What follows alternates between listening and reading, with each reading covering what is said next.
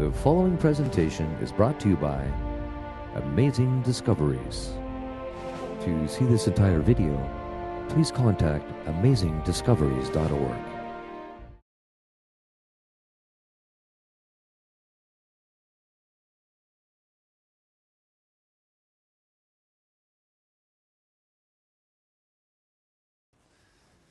Well, this lecture is titled Earth's Final Warning because that's basically what it is.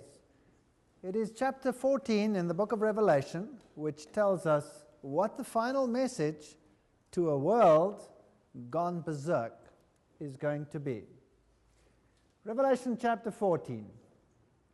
And I looked, and lo, a lamb stood on the Mount Zion, and with him 144,000, having his father's name written in their foreheads. Now, we've discussed the 144,000 already, so I'm not going to go into detail as far as they are concerned, but they have the character of God impressed in their minds, the Father's name written in their foreheads.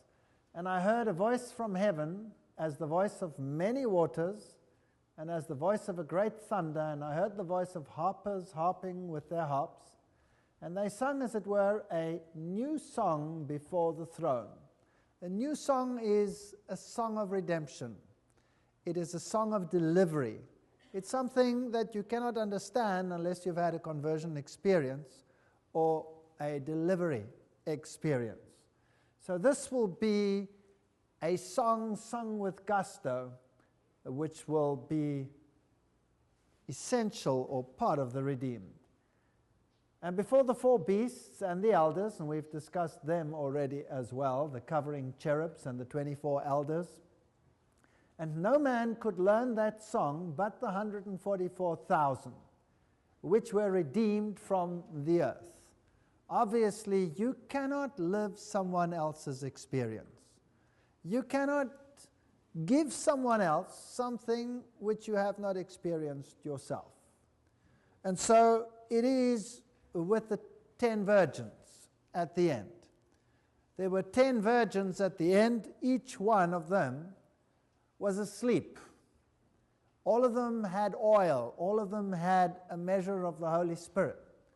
And then when the bridegroom came, they all woke up, but only half of them had enough oil to make it to the wedding feast. And the others didn't have enough oil. And so they asked those who had to give some of the oil, and they said, but we cannot give you any of our oil.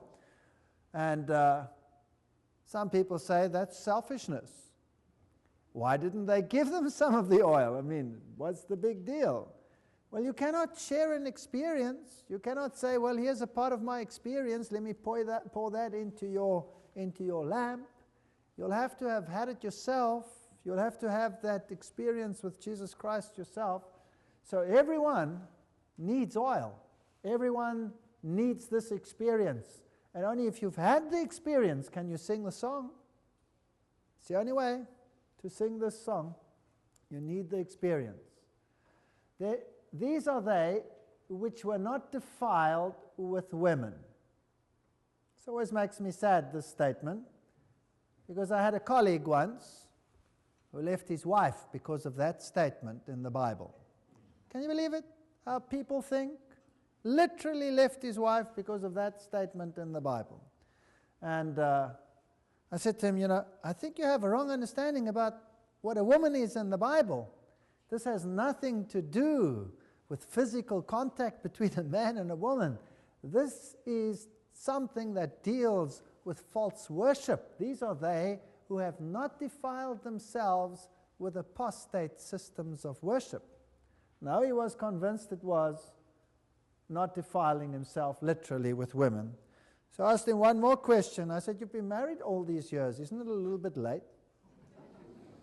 If that is what you believe. But as far as I know, he still is away from his wife. But anyway, that's not what it means. Obvious it means these are they which have not defiled themselves with apostate churches, for they are virgins. They are with Christ. These are they which follow the Lamb whithersoever he goeth. These were redeemed from amongst men, being the first fruits unto God and to the Lamb. And in their mouth was found no guile, for they are without fault before the throne of God. Why? Because they have perfect righteousness? Actually, they have, but it's not theirs, it's imputed and imparted righteousness.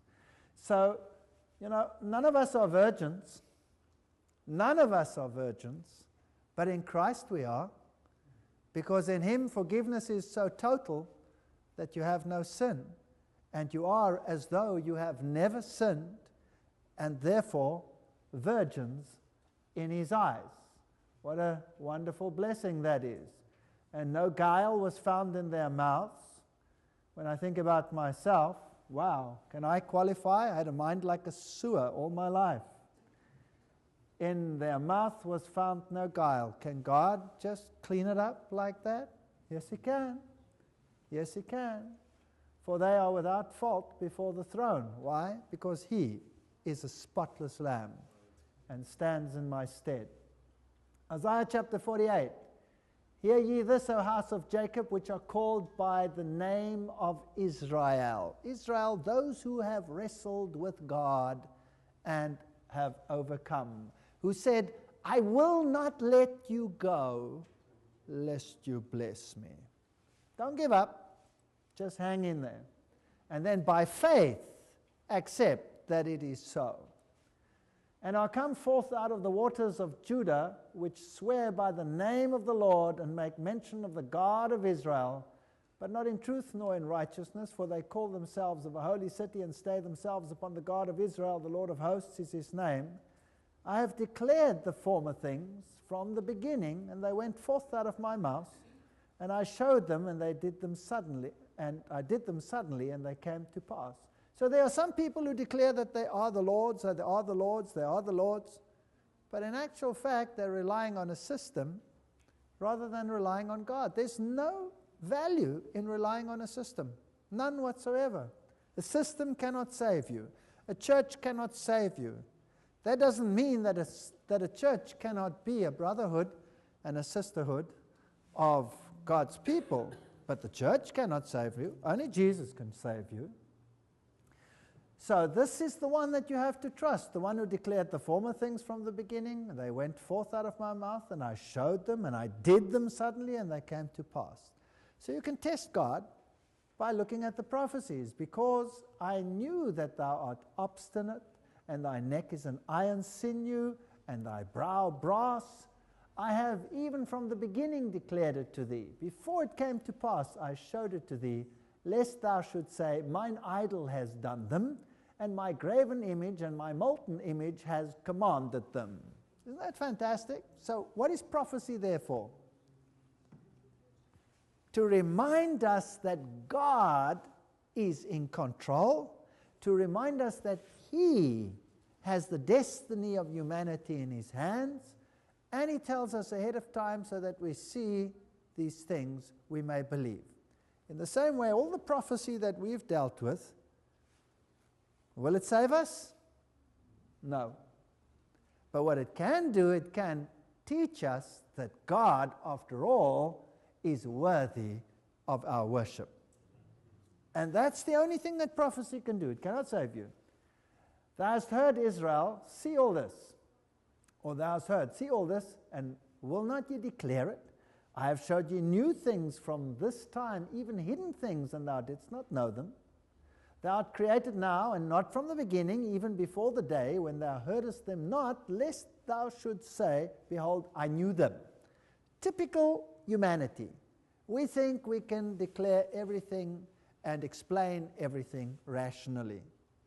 This is not a rational world. In my own life, I came to a point where I said, well, this is not rational. I cannot cope with this.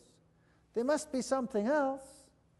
And then to find out that God had foretold all the events of history ahead of time so that I might believe that He exists. Wow, that's really something. You heardest it not, you knewest it not, yet from that time At that time ear was not opened, for I knew that thou wouldst deal very treacherously, and was called a transgressor from the womb. That's all we are. That's all we are. For my name's sake I will defer mine anger, and for my praise I will refrain for thee, that I cut thee not off. Behold, I have refined thee, but not with silver. I have chosen thee in the furnace of affliction. You know, how often have you heard people that say, Christianity is a crutch? Have you heard that? I say, wow, Christianity is a crutch. You come and be a Christian, and here's my crutch. Have fun. Have fun with that crutch. I'll tell you, Christianity is no crutch. It's a furnace of affliction. And it is painful sometimes. Why? Because we have to change. It's about character building. We have to develop new characters in Jesus Christ. You know, today, the psychologists, if the young people come together, they go for counseling, and the psychologists say, you are not compatible. You are too different. You have to be the same. You have to have the same interests, the same this, the same that, and the same the other. And so we are ruled by all these things. What does God do? He always puts opposites together. Have you noticed that? He always creates the worst case scenario. He does. You know, even if he chooses evangelists or whatever, he'll put a Martin Luther who's fire and brimstone together with a Melanchthon who's meek and mild and gentle. I have a dear friend, his name is Francois Duplessis. Small little man like that. Man, do I love that little man. He's absolutely the opposite of me. He always says, Walter, you knock him over, I'll pick him up. He's sweet. And he can do that, and he can put balm on. He says, you get into the showroom, I'll put on my overall, and I'll change the oil and put on the bandage afterwards. You know, that's how he works. So God puts together opposites. Now, this fire of affliction, who can change your character other than someone that you care about? You notice that? If I go to work and there's a colleague there and he gives me a hard time, I say, bye, and I go home. It doesn't bother me. But what if my wife gives me a hard time? I can't say, bye. So something has to give, right? And so men normally have these bombastic characters, although times are changing, things are shifting around these days, but nevertheless, who can change you? God uses people to change you, and he uses those close to you to change you. And the fire of affliction is to show you your character. Nobody can show you your character more than someone who's close to you. Nobody can do it. And if I'm mean to someone, and they don't care about me, I'm not related to them, they'll just ignore me and go away forever. If I'm mean to my wife, what then? Well, she can fight back, she can do that, but she can also be quiet and just have a tear. And that tear can be a lot worse than fighting back. Have you noticed that? Yes. So that really bugs you and worms you and grinds you and gets into your character and into your space. And eventually, well, you get to the point, you better start changing, because you cannot be like this anymore. You have to soften up. You have to be milder. You have to be this. So God uses people you love to help you change, however painful it is. And he says, you work at it. So he takes two people and he puts them in the fire of affliction. And it's the same in the church. If you ever thought the church was going to be a honky-dory place, oh no. These are brothers and sisters of a different kind. Oh yeah, you have all kinds of fish in this net. I'll tell you, these fish, serious fish. Some of them have got heavy spines on them. Some of these animals in the ark are unbelievably sharp. Some, like the rhinoceros, can give you a bump that you are black and blue for 6 weeks. And it's one of those situations where you cannot walk away from it. I knew one man, shame he's dead now, an old man, and he was the most miserable son of a gun I've ever seen in my life. He was the worst thing that ever happened to me. Really, he was. He was the worst thing that ever happened to me. He screamed at me. He did everything in his power to destroy everything I stood for. And he drove me nuts. Sometimes, I thought I was going to modify him. But he was so much older than me, so I had to be respectful. And for all these years, God put this man into my life. And then he totally left everything. He totally lost everything. He even went together with a prostitute, left his wife. Everything went wrong.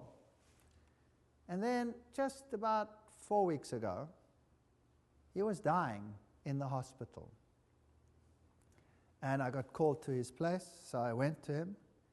And I sat there next to his hospital bed, and I looked at him, and there he was, dying. They had already amputated pieces. He was diabetic, and he was on his last legs. And I sat there, and I looked at him, and I thought to myself, wow, this hard nut here. And he was still hard nut right there on that bed, on his deathbed.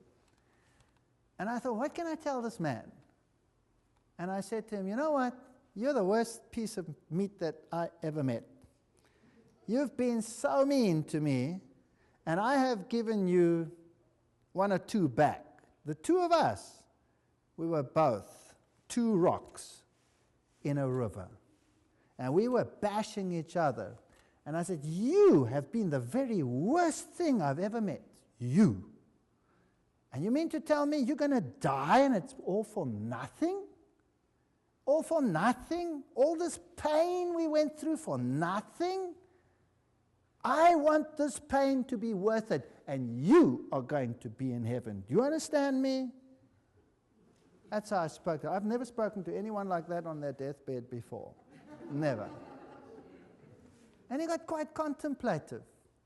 And then he said to me, yes, but it's too late. So I said, why is it too late? He says, I've messed up my entire life and I cannot make it right. So I said, join the club. We have all messed up our entire life and we cannot make it right.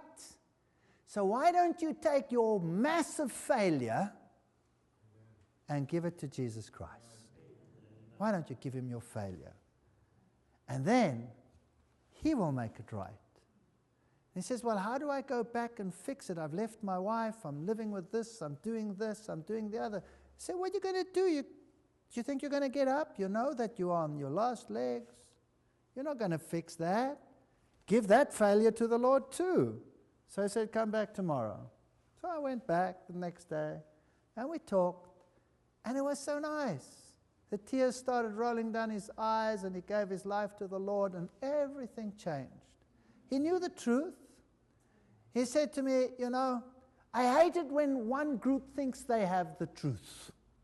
I hate it when they think they have the truth. What right have they got to have the truth? It's true, Many people say, well, you Seventh-day Adventists, you think you have the truth. What a miserable bunch. And everybody else, what are they? Got to lie? I said, really, if you think about it, it's not a complicated doctrine. It's not a complicated doctrine at all. It's love Jesus for what he has done for you, give him the honor and the glory, and be obedient. Isn't it logical to keep the commandments of God? Yes, it's logical. Then what's your problem? That's the whole thing. Obedience and faith in his merit. That's it. That's the gospel in a nutshell. What's wrong with that? Are you satisfied with a changed gospel, a changed commandments, 10% discount in our denomination or whatever? You only have to keep 9, not 1. We're a 10% discount, whatever. And he started thinking, and he made his decision. And he died quite peacefully. And you know what? I had the privilege of actually doing the sermon at his burial. And everybody was there. His family was there. His wife was there. His girlfriend was there. They were all together and they were all hugging each other. Isn't that impossible? That's fire of affliction. So the Lord puts us in situations where we come into contact with those that we love, and we can run away from it, or we can allow it to change us. And that's our choice. And if we create tears, and if we create pain, then what we can say is, the problem lies with me. And once I come to realize that the problem lies with me, then God can work with us. To see this entire video, please contact amazingdiscoveries.org or by phone at 1-866-572-9457 or by fax at 604-599-9949. Our Canadian address is P.O. Box 189, 7101C, 120th Street, Delta, British Columbia, V4E 2A9.